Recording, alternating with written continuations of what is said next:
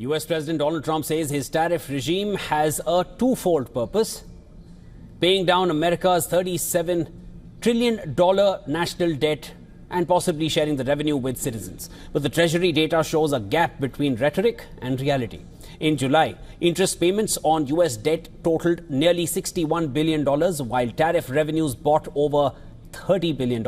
Even if maintained at this pace, annual tariff revenues of about $360 billion could account for less than 1% of total debt. Economists warn tariffs would not cut debt, only slow its growth. The government still requires $1.8 trillion in new borrowing every year. The White House insists the debt to GDP ratio has fallen under Trump and could drop to 94% from today's 121% through pro-growth policies. But leading voices disagree to this. JP Morgan's Jamie Dimon warns of predictable crisis, while Fed Chair Jerome Powell calls for an adult conversation on fiscal policy.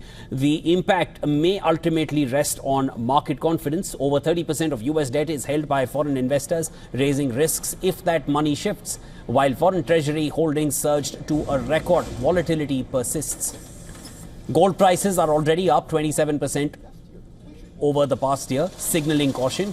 While some argue that Trump's unconventional revenue sources like tariffs and new export levies prove effective at extracting funds, experts stress that it would not reverse debt. At best, they show its climb, postponing, not preventing a reckoning.